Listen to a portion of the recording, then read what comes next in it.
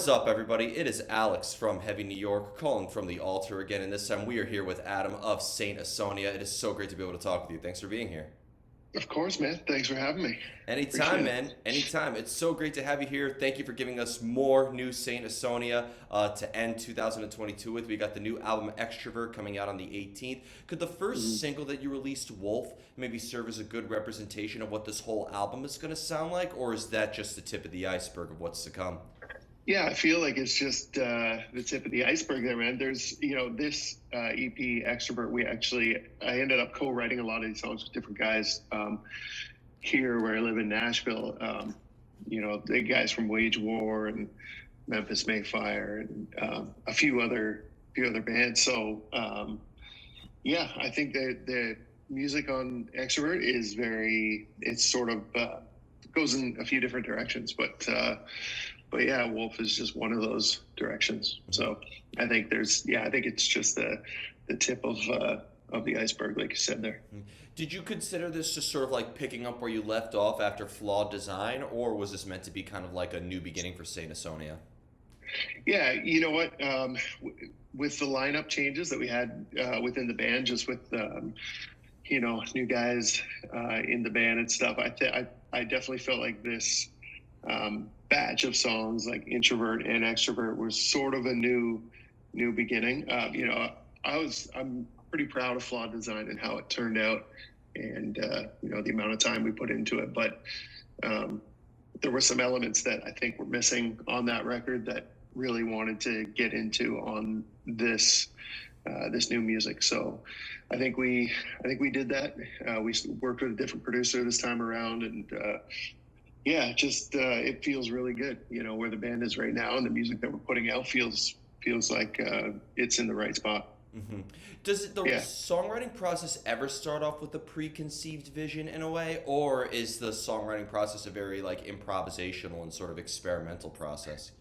I think it's always different. It just depends on, it depends on how you're going into it. I think the best songs are, I mean, I guess to generalize, it feels like the best songs are always written just sort of organically and with a guitar and, depending on what you're trying to do, I guess. But and then sometimes you go into situations, you know, a writing session with different people where you sit down and your goal is to write something cool, so it's always different. I don't think there's any one specific way that works.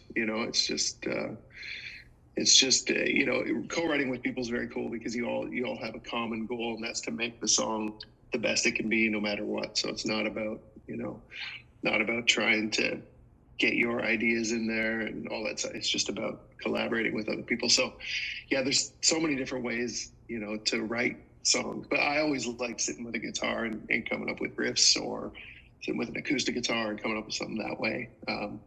But no specific one way. I don't think. Going to the formation of Saint Asonia, was the idea to almost, maybe not the idea, but like, did it feel like it was kind of what it sounded like on paper, the combination of what we heard on 3 Days Grace with the combination of Stained, and now with your cousin on board, maybe some Art of Dying influences in there as well? Did you all kind of want to like try to distance yourself from every other project and really just step into uncharted territory with Saint Asonia? No, I think when we started, I think you hit the nail on the head there. We were, for Mike and I, that was sort of he's got a very specific guitar sound, and his, 7-string baritone metal, low, guitar tones and stuff. And with, I guess, the writing that I do just lyrically and sort of have always done it that way, I think we wanted to mesh those two together. So that was the goal on the first album, was just to each one of us just do what we naturally do and put it together, because we had a good feeling that it would work, and it did. We sat down and wrote songs, and we didn't have any real intentions of even starting a band when we first got together. We just got together to do some writing, and it turned out that it worked really well, and we ended up doing a record and all that stuff. So that's kind of how it started. And then there were a couple of lineup changes, and now with Kale, my cousin in the band, he brings a different element.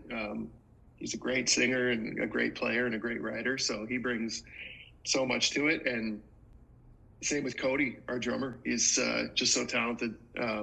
So there's different elements in there. And, it's cool to have the band sort of evolve and take shape. You know, where we're at now is I think where we'll be for, you know, for a long time. Yeah, I remember like I remember like because Stained reunited, 3 Days Grace put out Life Starts Now, and Art of Dying put out Vices and Virtue all at around the same time. So I remember Right. I remember all three of you guys were dominating Sirius XM Octane at the time, and like so Right. it's really cool to have that sort of like ultimate.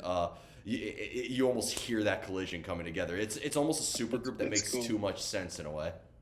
Oh, that's cool, man. Yeah, that's funny that there was a time there back then that where there was like a few bands that were just it was just all the, you know, dominating Octane there. It's pretty fortunate to be a part of it. Yeah, yeah, and Octane has always been good times. Hmm. It's how I discovered all of those bands I just mentioned. Yeah, So yeah, for sure. yep. Now going to your lyrical process, because you've always, with everything you've done with 3 Days Grace's Saint Asonia, I've always wrote lyrics that you could tell definitely come from here, and also come from here, from the mind, because I feel like they're thought provoking and emotional at the same time. Have you always preferred to have music before you came up with lyrics, or could a lyrical idea maybe help dictate the direction of the music in a way? Yeah, that's a good question, man. It is it's different a lot of times. You know, I tend to write music first, and I tend to work better when there's a vibe musically, whether it's a dark vibe or an upbeat sort of thing or whatever it is. I tend to work better with that musical vibe, and then putting putting lyrics and melodies onto that. I always tend to work with a melody first. So if there's music that I can put a melody down onto, come up with a good melody, and then sort of take lyrics that work for that melody type of thing. That's sort of the way I like to work. But a lot of times, like I was saying, when you sit down and collaborate with people, a lot of times the idea is to, okay, we want to write about this specific thing, so let's build it around that, and then it's a completely different experience. But yeah, for me, it's music. If I've got some music first, it always helps the process for sure. Hmm. And being that you've always tackled such different subject matters, like Home, for example, is really about the horrors of abuse. But then you have a song like The Good Life that is almost kind of like that. I consider it like a party song in a way. It is kind of making Yeah. fun of that a luxurious celebrity life. Do you maybe have a different attachment to the lyrics, or it resonates with you in a different way depending on what the subject matter is, or being that it is coming from you, you feel kind of like the same way regardless of what the song's about? No, for sure. You're right. I mean, a song like Good Life or something like that, it's a little bit more up tempo, and everybody sort of, it does have more of a, definitely like a party vibe, or, just everybody kind of bouncing type thing. So yeah, and it's always different when you play them live as opposed to hearing them, like listening to them in the car or something like that. It takes on a whole, the songs tend to take on a whole new life, So yeah, it's always, it's strange, going on tour, playing shows, and seeing how other people react to certain songs definitely contributes to how it continues to resonate with me. Yeah, and I hear so many different emotions. Like just on this new album alone, Extrovert, went to open up with a track like Devastate. I did have the privilege of hearing the album in advance. And to go from Devastate to a track like Break the Mold, and then this new single Wolf, and then ending with Chasing the Light. There's so many different emotions, like what you said, that roller coaster vibe. But is every song maybe representative of an emotion that you were feeling at that particular time in a way? Yeah, for sure. The last two, like these two EPs, Introvert and Extrovert, were both written obviously during the pandemic. So there was a lot of ups and downs, and a lot of not knowing and unknown, and anger, and just lots of stuff. So I think all the songs sort of represent that, represent definitely how I was feeling at certain points throughout the whole process of this pandemic that we all sort of had to deal with, and there's never any shortage of stuff to write about. But the last couple of years have been, it's been pretty easy to write about this stuff that's been going on Yeah. in the world, including war and stuff, and just there's been a lot of crazy stuff. It's an unfortunate duality. When we are at Mhm. our worst, art tends to be at its best, and that goes That's for true. all Yeah. mediums. But when you're working on something for a long period of time, sometimes you work on a song for days or weeks or months. Is it kind of hard to maintain that emotional spark that initially started the songwriting process? Do you almost kind of like to keep the feeling consistent throughout the entirety of the song? Yeah, for sure. I mean, you get a little bit tired of what you're working on, and I mean, for me, I always think it can be better no matter what. So it'll get to a point where been working on it for months, and and that's where a producer, when you're picking somebody to work with, that's listening, like an outside set of ears that can listen and put their 2 cents in and try to give you motivation and different things for different songs. That's where a producer really does come in handy. Um, so yeah, but after months of working on one song, it's hard to it's a little bit difficult to still have the same sort of, I guess, connection as you did when you first wrote it, for sure. Mm-hmm. But it takes shape. Those songs take shape during the recording process and take on a different sound and this and that. And it's all writing up to the point when it's finally done and mastered. You're still working on that song and trying to make it the best it can be. Yeah. And Yeah. throughout your entire career, from 3 Days Grace to Saint Asonia to even your Apocalyptica collaboration, every song has one thing in common, I think, throughout your career, and that I feel like your music definitely encourages people to overcome darkness and confronting demons and really having such a cathartic element within your sound. Obviously, when you write songs about hardships and a lot of angst, it is a cathartic release. But when darkness is such a fuel for creativity, does that also maybe make the songwriting process a little more deteriorating in a way? Um, for me, like you said, it's always been cathartic for me, and a lot of that 3 days stuff, the earlier stuff, and like 1X, and that was all written during, going to rehab and dealing with trying to battle demons and stuff. So it was very, very cathartic, and it's never really been deteriorating. It's always been a help for me. It's just kind of what I've always done, always. So and now I don't even really think about it. It's just if I need to get something out, I'll kind of write it down, and hopefully maybe it works with with some music that I have. Yeah.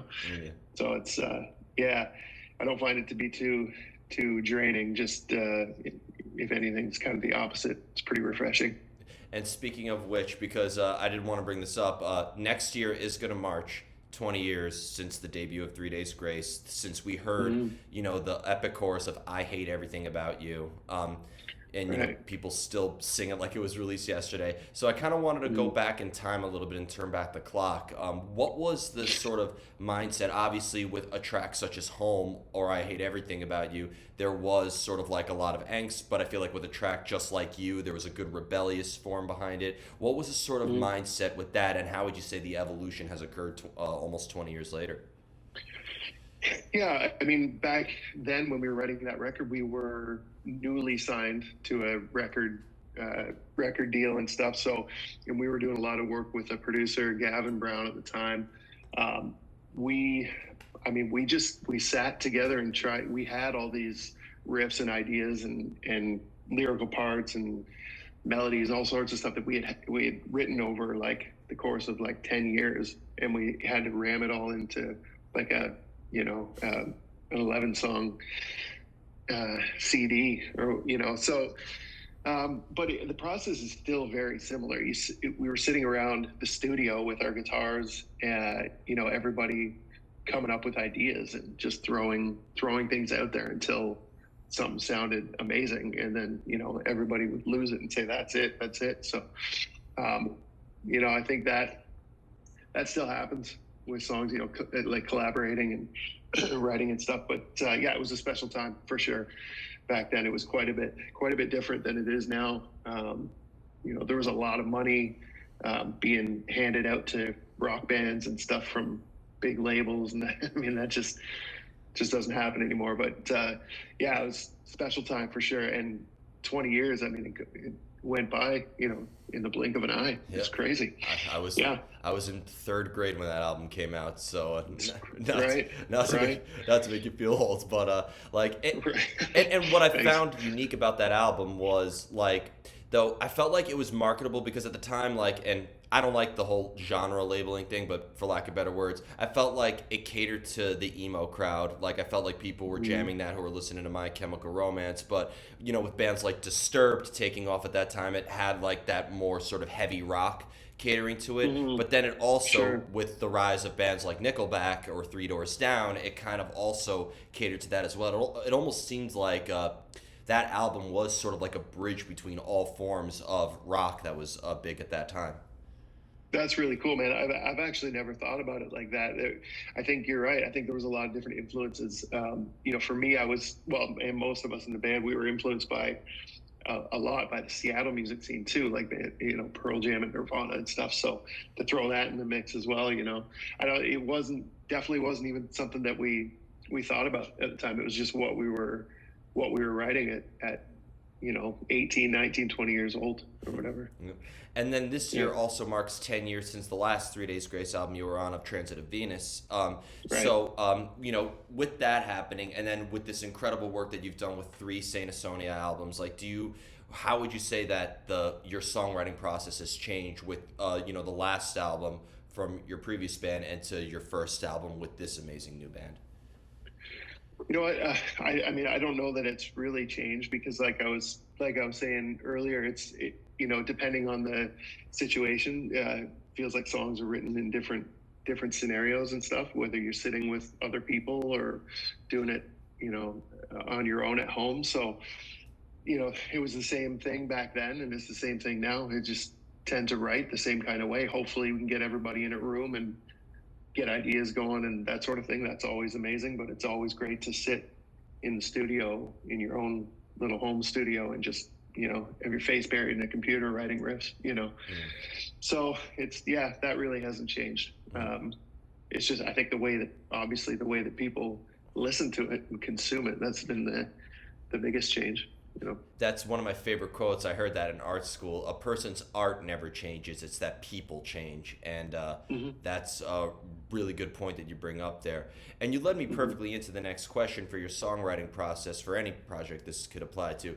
Is it better if everybody in the band is on the same page with the songwriting process and is feeling the same way in terms of the direction? Or could all of you having different ideas and feeling different ways about it maybe actually help enhance the songwriting process in a way and bring diversity? Yeah, I think that's the goal. The goal is to have everybody in the band excited about what's happening and where the direction is going, and where the album direction is going, and that sort of thing. So that is the ultimate goal. Everybody in the band is excited and feels good about the song. And I mean, that's what being in a band is about, is writing music together and, and making it the best it can be, at least in your little group, hoping that other people think the same thing.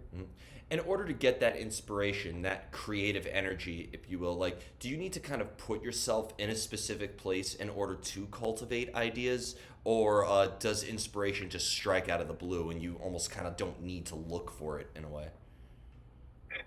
Yeah, it's always different. I mean, for me, I'll get ideas for songs and stuff just in random spots and different things. But that being said, taking the band and, like, heading out to, let's say, a cottage in the middle of nowhere on a lake somewhere and just focusing on writing music, there's nothing like that, because you don't really have any outside influences. Nothing is telling you to be here at a certain time or do this at a certain time. You literally just wake up, music, eat music, it's all just writing. So yeah, I mean, I think inspiration can be sort of created in certain environments or whatever, but a lot of times it just hits, anywhere. And So it's always all over the place. yeah, the best ideas strike at the most inconvenient times, right? This is true. Yeah, absolutely. Yeah. A lot of times 3 in the morning, I'll wake up, middle of the night, wake up with an idea and remind myself to record it, and then I don't, and then pass out and forget about it. But, Yeah, of course. And you have time for one more question? yeah, of course, man. Okay, I saved the most difficult one for last if you're ready. Okay. Oh yeah, I'm always ready. All right, how do you know when a song is done? What? Oh, writing a song? How do I know when Yeah. a song's done? Yeah, that's a very difficult question for me because I always feel like it can be better all the time. So even if it's done and we've got like the songs that are coming out here shortly on this Extrovert EP, there's still little spots, things here and there that I feel like could be better, but that's just me. So I don't know if you ever really know that song's done. But once you master it, you record it, you write it, you record it, you mix it, and then you master it. And once you've mastered, there's no going back. It is officially done. You can't make any more changes to it. So that's when it's done. Yeah, until you make that reissue song. That's true. Yeah, Yeah. that's right. Yeah, the remix. Yeah, I've always said that there needs to be one band that just makes a one-hit wonder, and then their whole career is just a new album with just many different remixes of it. Here's the country version of that song, and the death metal version of that song, and the all that. Yeah, and as music changes throughout the years, these just different versions, different genres, different styles of it. Yeah, I like it, man. Yeah. let's make that happen. Yeah. All right. So before we go, I want to thank you so much for your time today. Is there just anything else with Saint Asonia that you would like to promote? I know that you just announced the Theory of a Dead Man's Skillet tour coming up, just with the Introvert and Extrovert EPs. What else could we be expecting from the Saint Asonia camp, if you're allowed to say, of course? Yeah, we're next year, early 2023, we're going on tour, and we're going to be out for most of the year next year, and that's exciting for us because it's been a while since we've been on the road. So yeah, just lots of new music and a lot of shows. So that's what we got happening. Hell yeah. Hopefully for a long time to come. Yeah. Hell yeah. Can't wait. And I can't wait for the rest of the world to hear this new Extrovert EP. It's really, really capturing of emotion. I can't wait for people to hear it. Oh, thanks, man. No, me too. Yeah. Me too. Yeah. Thank you so much, everybody. We are here with Adam of Saint Asonia. Be sure to check out the Extrovert EP coming out via Spine Farm Records November 18th. We will see you next time on Heavy New York.